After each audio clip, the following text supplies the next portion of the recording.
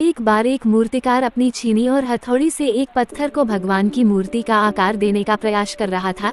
जैसे ही वह छीनी पर अपना हथौड़ा चलाता, वह पत्थर चिल्लाने लगता और कहने लगता कि ये क्या कर रहे हो, मुझे इतना मार क्यों रहे हो, मुझे बहुत दुख हो रहा है, तकलीफ हो रही है, पीड़ा हो रही है, मुझे अपने हाल पर छोड़ दो और यहाँ से चले जाओ।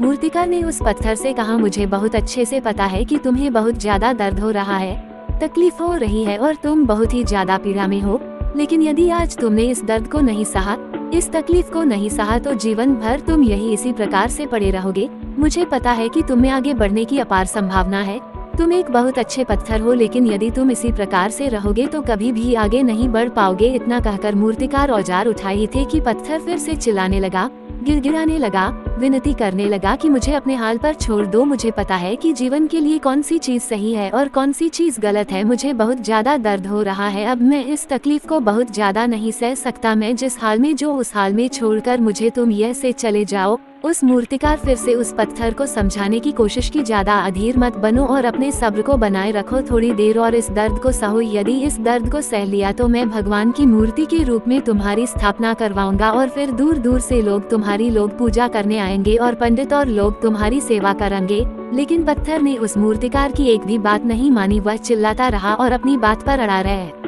मूर्तिकार ने उस पत्थर को समझाने की बहुत कोशिश की, लेकिन वो पत्थर नहीं माना। अब मूर्तिकार भी थक चुका था और वो उस पत्थर को छोड़कर आगे बढ़ गया और थोड़ी ही दूर जाकर देखा कि एक और बहुत ही अच्छा पत्थर वह पड़ा हुआ है। उसने छीनी और हथौड़ी उठाई और उस पत्थर को मूर्ति बनाने के लिए वो तैयार हो गया। मूर्तिकार ने छीनी और हथौड़ी का वार दूसरे पत्थर पर जारी रखा। दूसरे पत्थर को भी दर्द हुआ, तकलीफ उससे भी हुई, लेकिन उस पत्थर ने बर्दाश्त कर लिया और देखते ही देखते थोड़ी समय के बाद उस पत्थर ने भगवान की मूर्ति का रूप धारण कर लिया।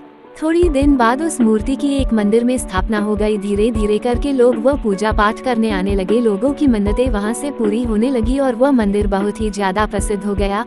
अब धीरे धीरे करके दूर दूर के गांव से लोग वहां पूजा पाठ करने आने लगे। फिर एक दिन और उससे पत्थर को उसी मंदिर में लाया गया और उसे एक कोने में रख दिया गया। अब लोग आते और उस पर नारियल फोड़ते। ये कोई और पत्थर नहीं बल्कि भी पत्थर था जिसने दर्द को नहीं सहा था।